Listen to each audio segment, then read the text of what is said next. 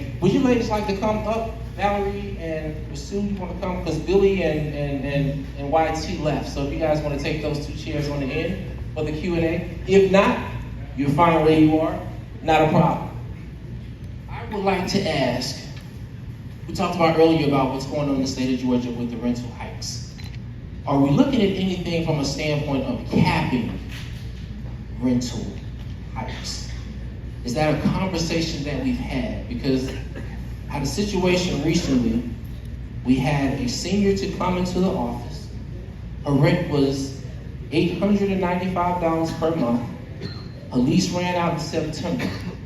In October, I had a conversation with our district director, Ms. Kathy Register. In October, her rent was $23.95.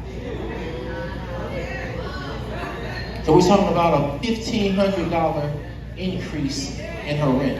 And there were no laws in place. Whoever the individual is not doing anything illegal because there are no laws in place to prevent this. But I was just curious to know, have we had any conversations about rental hikes? And I know Billy and Tanya looking at me like, I know you didn't just put me on the spot, but we're the only two legislators sitting up in here. I thought this was going to be a nice town hall meeting.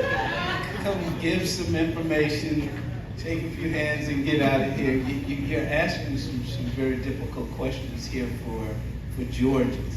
As I mentioned at the top in the beginning, Georgia is so pro-business. I mean, it is just so pro-business, and it makes it difficult in certain situations for the average consumer.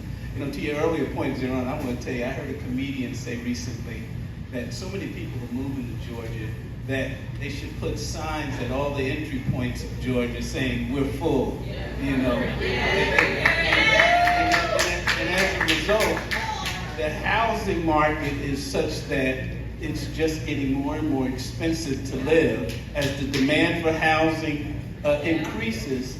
And I will tell you something else that I was dealing with my office just last week, as a matter of fact. I have a senior citizen, lived in her house for decades, paid off her home long ago, but because the housing market is increasing so, she's paying more in taxes than she's paid for her mortgage. And it's getting to be increasingly difficult for her to live there. Now, what we can do, Reverend Senator, I think it's even biblical. Where your treasure is, there will be your heart also. We have the wherewithal to do it in Georgia. It's just that, you know, we've got leaders in our state whose hearts are in different places. You know, Georgia will give you their checkbook if you're going to build a business here. But for people, it's a different kind of argument to be made. You know, even, you know, I heard someone mention, you know, giving rental assistance, or I should say homeowners assistance for affordable housing. Atlantic Station, I think most of you in here might be familiar with Atlantic Station. They built this first phase of beautiful townhomes. Well, the city of Atlanta said that 15% of that housing stock has to go to people who did not have the median income there. They had to go for low-income folks. 90% of the low-income homes were purchased by Georgia Tech students who had no income. Parents gave them the money to buy them, and then after living in the home from the time they graduate, they had $1 million investment they got. So the city of Atlanta has had to rethink their program and how they do that. I suspect, you know, we don't even do these housing units that's reserved strictly for low-income folks anymore.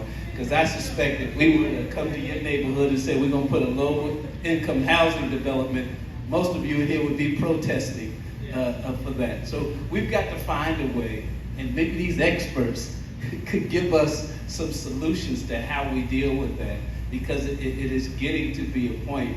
You know, just to give you a perfect example, I had a friend of mine who was worked at the post office in Chicago. Chicago is one of the most expensive housing markets in this country. He kept putting in for a transfer to Atlanta. 20 some odd years ago, he got the transfer to Atlanta, sold his house in Chicago, made so much money on his house that he sold in Chicago, he bought a house here cash, had enough money left over that he bought a summer home in Savannah. Today, that could not happen. I mean, we're just getting on parity with all the other metropolitan areas in the nation, simply because of the demand for housing. Hold on to your seats now.